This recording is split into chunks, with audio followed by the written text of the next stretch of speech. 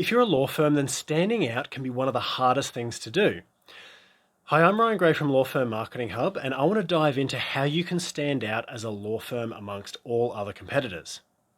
Now, if you're anything like other law firms, you're probably saying things like, we're a leading law firm, we care, we're experienced, we'll get you the outcome that you want.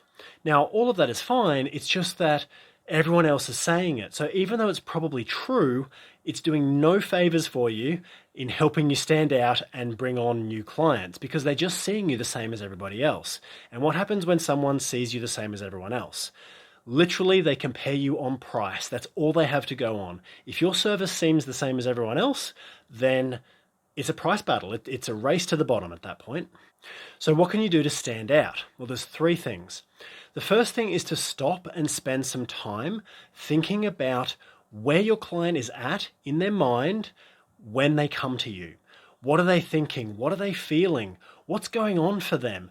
How can you connect with them at that point where they're in the most amount of pain? What are they concerned about? What are they scared of?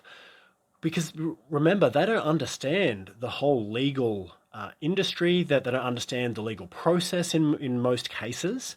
So really, you're their guiding light. So how can you allay their fears? How can you help them to be less concerned, less scared, and less traumatized by the whole experience of what they're going through? And that leads into the second thing, which is be useful.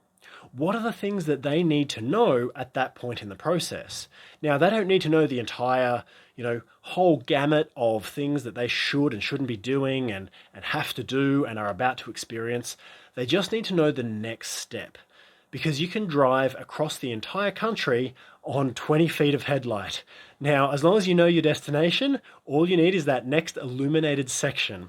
Now, if you can provide them that next 20 feet of headlights, then you're going a long way to being that trusted advisor for them. Because if you can guide them through and help them as to what they should be doing at each step of the process without dumping a heap of information on them and overwhelming them, then it's going to set you up as an expert. The third thing is to communicate. And now, depending on the study that you read, clients need at least 20 touch points from you before they're comfortable enough to spend money with you.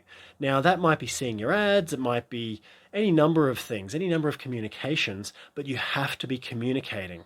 It's absolutely critical that you do more than just expect them to phone up and become a client, because that's what referrals are like. Someone else has done the selling, they're already in a position to buy. Literally all you're doing is not screwing it up and they're becoming a client. Now that's the average referral. So if you're not getting like 80, 90% of your referrals becoming clients, then something's probably a bit wrong there. Maybe they aren't a good fit for whatever reason. Maybe they don't fit certain criteria. But generally speaking, your close rate, your conversion rate from inquiry to new client on a referral should be off the charts high, right? It should be most of them. Now, that isn't the case with internet leads. You need to be different. You need to stand out. You need to be someone who is not saying the exact same as everybody else in the industry. And what that means is you need a system to communicate over a longer period of time.